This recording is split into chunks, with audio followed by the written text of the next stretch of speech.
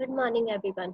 पहले हमने इस पार्ट के दुख का अधिकार पार्ट के क्वेश्चन आंसर किए थे, लेकिन हमने सिर्फ दो ही पार्ट किए थे। आज हम थर्ड पार्ट इसका करेंगे। ठीक है। बाजार के लोग खरबूजे बेचने वाली स्त्री के बारे में क्या क्या कह रहे थे, अपने शब्दों में लिखिए। बाजार के लोग खरबूजे बेचने वाली स्त्री के बारे में तरह तरह की बातें कर रहे थे।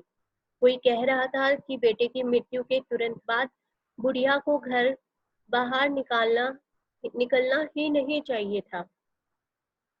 कोई कह रहा था कि सूतक की स्थिति में वह दूसरे का धर्म भ्रष्ट कर सकती थी, इसलिए उसे नहीं निकलना चाहिए था। किसी किसी ने कहा कि ऐसे लोगों के लिए रिश्तों नातों की कोई अहमियत नहीं होती, वे तो केवल रोटी को अहमियत देते हैं। अधिकांश लोग उस स्त्री को तिरस्कार की नजर से देख रहे थे। अर्थात लोगों की क्या क्या भावनाएं थी, क्या क्या उनका नजरिया था उस खरबूजे बेचने वाली स्त्री के प्रति, वो सब बातें हमें इस आंसर में बतानी है। पास पड़ोस की दुकानों से पूछने पर लेखक को क्या पता चला। पास पड़ोस की दुकानों से जब लोग उस बूढ़ी स्त्री के बारे में बातें कर रहे थे, तो उसको लेखक के मन में इच्छा जागी कि मैं शायद पूछना तो चाहूं कि क्या क्या है मैटर, क्यों लोग उसके बारे में इस तरह से बातें कर रहे हैं। तो पास पड़ोस की दुकानों से पूछने पर लेखक को उस बुढ़िया के दुख के बारे में पता चला। लेखक को पता चला कि बुढ़िया का एकलौता बेटा सांप के काटने से मर गया था। बुढ़िया के घर पे उसकी बहू और पोते पोती रहते थे। बुढ़िया का सारा पैसा बेटे की इलाज में खर्च हो गया था। बहू को तेज बुखार था, इसलिए अपने परिवार की भूख मिटाने के लिए बुढ़िया को खरबूजे बेचने के लिए घर से बाहर निकलना पड़ा था। लड़के को बचाने के लिए बुढ़िया ने क्या क्या उपाय किए। लड़का जब उसको सांप ने काट लिया था, तो उसकी बूढ़ी माँ ने क्या क्या उपाय किए थे कि उसका बेटे की जान बच जाए। लड़के को बचाने के लिए बुढ़िया ने जो उचित समझ में आया वह किया।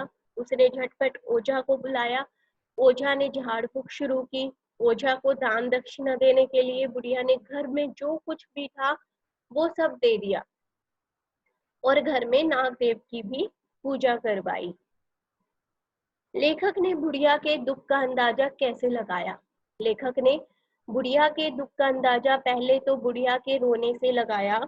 लेखक को लगा कि जो स्त्री खरबूजे बेचने के लिए आवाज लगाने की बजाय अपना मुंह ढककर रो रही है, वह अवश्य ही गहरे दुख में होगी। पहले तो उसने क्या अंदाजा लगाया कि वो बुढ़िया आवाज ही नहीं लगा रही खरबूजों के लिए, उल्टा वो तो मुंह ढक कर रो रही है, वह अवश्य ही गहरे दुख में होगी। फिर लेखक ने देखा कि अन्य लोग बुढ़िया को बड़े तिरस्कार की दृष्टि से देख रहे थे, मतलब बड़े अपमान की दृष्टि से देख रहे थे। इससे भी लेखक ने बुढ़िया के दुख का अंदाजा लगाया। इस पाठ का शीर्षक दुख का अधिकार कहाँ तक सार्थक है, स्पष्ट कीजिए। इस पाठ में मुख्य पात्र एक बुढ़िया है जो पुत्र शोक से पीड़ित है। ठीक है। उस बुढ़िया की तुलना एक अन्य स्त्री से की गई है जो कि एक संपन्न परिवार के घर की थी और उसके बेटे की भी मृत्यु हो जाती है। लेकिन उस बुढ़िया की गरीबी ने उस पुत्र का शोक मनाने का भी मौका नहीं दिया और वो बेचारी घर से निकलकर खरबूजे बेचने के लिए आ गई। ऐसे में लोग उसे हिकारत की नजर से ही देख रहे थे, मतलब अपमान की नजर से ही देख रहे थे। एक स्त्री की संपन्नता के कारण शोक मनाने का पूरा अधिकार मिला, वहीं दूसरी स्त्री इस अधिकार से वंचित रह गई।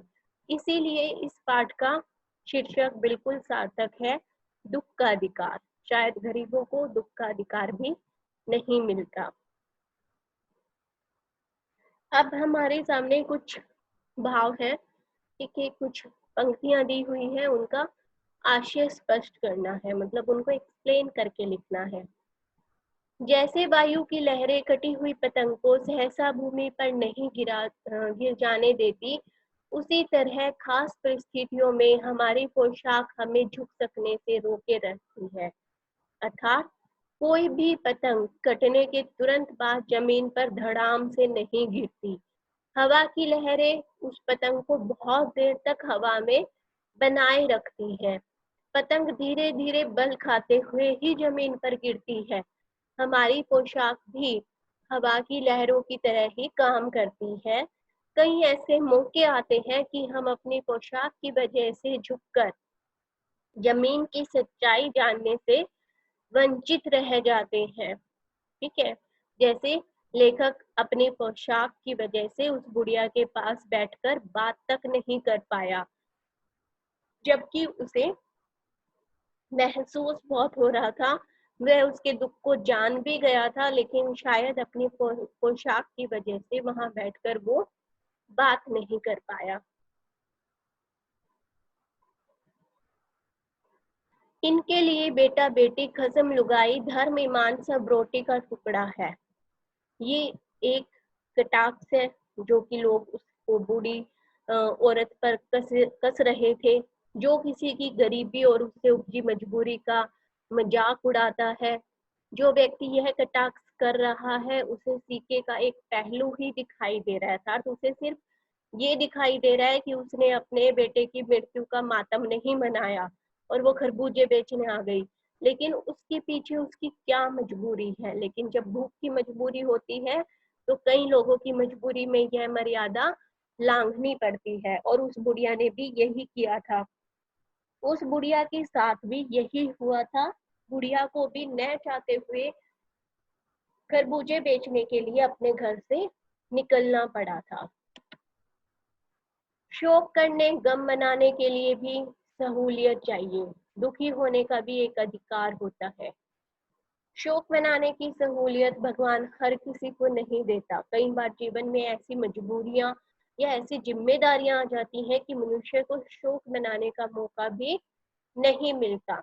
यह बात खासकर से किसी गरीब पर अधिक लागू होती है। गरीब का तो शोक मनाने का भी अधिकार नहीं होता।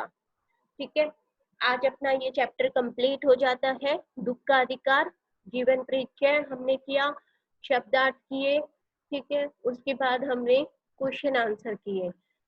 सभी क्वेश्चन आंसर जैसे कि वीडियो स्लाइड्स में दिखाए गए हैं वैसे ही आपको अपनी नोटबुक में लिखने हैं, बिल्कुल सेम वैसे ही लिखने हैं 1 by 1, और आपको उसको याद भी करना है। Okay, thank you so much.